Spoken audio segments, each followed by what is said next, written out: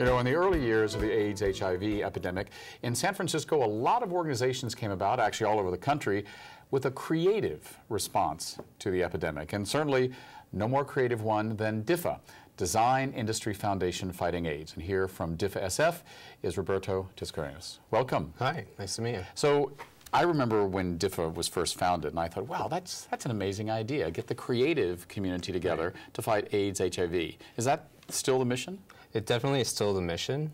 We're doing a lot more community outreach beyond the hospitals and trying to get more designers involved and really spread the message of the cause and rally behind the cause. Right. And really, what is the core mission of DIFFA? And is it, you know, part of the national organization DIFFA SF? How do you interact? Well, DIFFA actually started in Kansas City in the early 90s, and it's spread across the United States. There have been chapters in Atlanta, New York, which is our headquarters now, Austin, Los Angeles, and San Francisco. Locally, what we try to do is give back to our community through UCSF's Positive Health Program at San Francisco General Hospital, and then we share the proceeds with DIFFA National. So it's really about HIV research, working with the doctors to find creative ways to help the patients. That's really what it's about. So it's the design industry coming together to help our own community. And how do you define the design industry? Is it from some freelance graphic artist all the way up to the creative director of a large firm and everything in between? It's everything in between. This year we have an artisan who participated last year for the first time who's creating an interactive table that has all these complex gears for a new restaurant that's opening up in the Dog Patch. Some years we have metal fabricators that build custom tables for designers. So it's a very collaborative process. The vision usually comes from the designer, but we really pull from the community at large to help execute. Well, now, I've learned something today, and I had no idea that DIFFA was founded in Kansas City. How did that come about? Well, it was a small group of designers that really came together that just wanted to build awareness around HIV and AIDS within their community, and so that was the sole purpose. It was a very small gathering during its early years, and it's grown to these elaborate table dining experiences that we have now. In the past, we've had traditional design. Last year, we had a giant pirate ship in the middle of the Galleria at the Design Center. It just changes from year to year depending on the designer's inspiration. So it's kind of like Burning Man as an AIDS fundraiser. If that's the way you want to see it, it can be. I think you know, drag queens are a common theme within the organization, and because it's so light and fun, and the party itself, the reason we get together for Cocktails by Design. Some years we've had Snow White as a drag queen encapsulated into a coffin, and everyone ate dinner around the table. Some years there's been birds. Last year there was someone who did the theme, the birds. So it jumps around from year to year. Right, right. Now, before you got involved with DIFFA SF, I understand that you were in the dance community. Oh, yeah, I used to be, yes, previous. Well, the reason I ask, there's a point to this, is, you know, during the early years of AIDS, HIV in San Francisco, and of course, yes, across the country, obviously DIFFA from Kansas City, but different professional groups were hit hard. Certainly the design community was hit hard by AIDS, HIV, the Broadway theater community, but also the dance community. Has your past in any way led you to be interested in this? I mean, you know, being part of the dance community, did you see how AIDS, HIV was continuing to impact that community?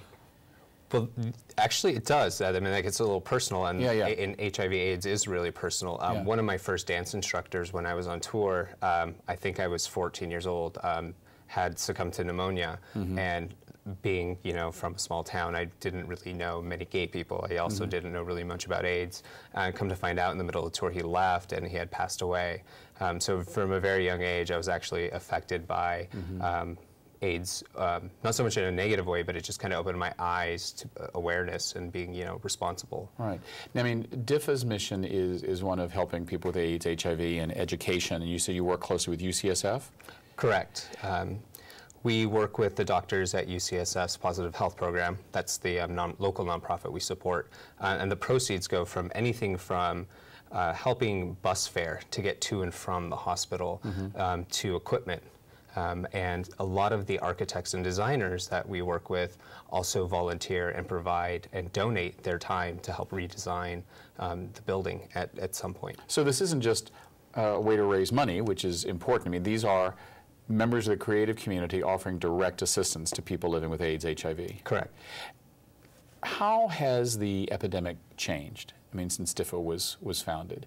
I mean, nowadays, I think there's a perception, wrong, that AIDS isn't as serious as it was back in the 1980s and 1990s. Do you come up against, working with DIFFA, that kind of misperception that, oh, well, we don't need to raise as much money as we used to? No, I think the mission is still very clear, and there's still a strong drive. Not only is it a really great design event, but last year's theme was For the Cure, and it ran parallel with what UCSF's message was to their patients was, yes, we've come a long way, but now we're not talking about how to control the epidemic. It's more about how do we cure the epidemic. And I believe one of the patients at UCSF was one of the first cured patients of HIV. Mm-hmm. I think that's a common misconception in the younger community here in San Francisco that, it's not an issue. And last year, I'm glad you brought this up, because last year, one of the table installations we had was a partnership between a local architect, MPT Architects, mm-hmm. and Golden Gate Furniture. They did a lighting installation that kind of talked about, visually gave a diagram of the AIDS epidemic and how it grew to the apex, and the lighting had this gradient that came all the way up and then all the way back down to where we were at current levels of infected. You can use design and creativity to actually teach. Most definitely. Mm-hmm. Again, I always refer to the tables in the past. Last year there was a table that had a giant infographic all about statistics on HIV/AIDS research. So not only are you getting a really great dining experience and an interactive one, sometimes it's more about just awareness. Right. So now throughout the year there are many different events sponsored by DIFFA SF. The one coming up on October 29th, correct? Correct. Is Cocktails, what's it called? Cocktails by Design. Cocktails by Design. Yeah. And is that the main annual event that DIFFA SF sponsors? It's one of two main events. We have two very large events. Cocktails by Design is one where it's open to the public. It's almost a voyeuristic event where people in the community can purchase tickets from our website and kind of walk around, experience the tables. Some of the tables are completely hands-off because the design is so intricate that it's fragile. Some of the tables, like Gensler, a local architecture firm in San Francisco, created an interactive table last year where they allowed people to write note cards to themselves that they then mailed to the participants that came to DIFFA's Dining by Design. Mm-hmm. Then the gala dinner is the following night, which is the private dining event, mm-hmm. where people actually sit at the tables and dine. Right. Is it harder nowadays to raise money in the fight against AIDS, HIV? I mean, have you experienced that through DIFFA, that even though, yes, you're fighting for a cure, you're doing all this good work, that people think, well, it's not as serious as it used to be? I think there are a lot of charities out there all going for the same cause and mission, and we're one that just happens to be about architecture and design, and really about a fun experience. So I think when we look at all the events that help support the community, it's not really about the competition, it's really about the camaraderie that we're lucky to be in a community where there's a lot of passion about the cause. Right. Now, you're the marketing chair for DIFFA SF. What is your role within the organization? I mean, you're on the board, so you help plan the events, or your job is to go out there and find opportunities? So we're an all-volunteer organization. So I'm the marketing chair of the steering committee. There are a few other designers that also help volunteer to support, but our organization really provides website support. We keep the website up to date. We set up everything in terms of social media for the organization. We also find unique PR opportunities for for different magazines. Right.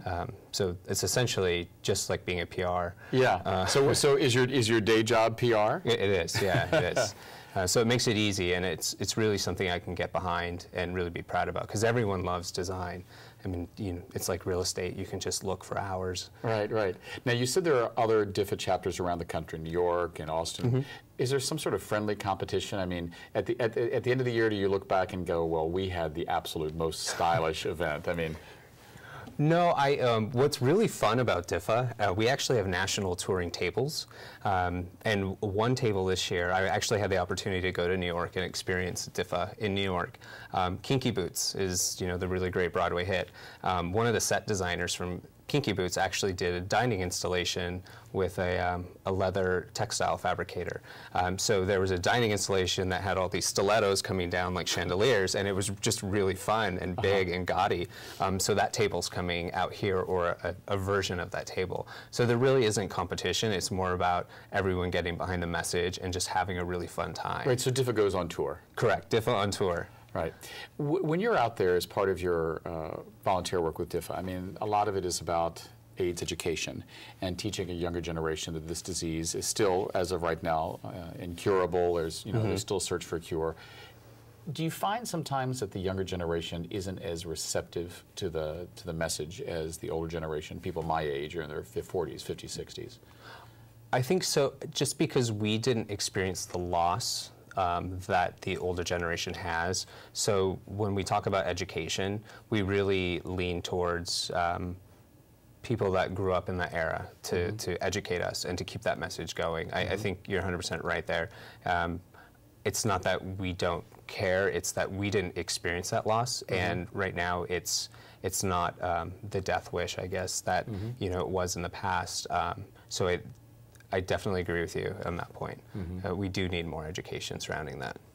What's the best part of your, not to say job, but your volunteer effort with DIFFA, and the most difficult part?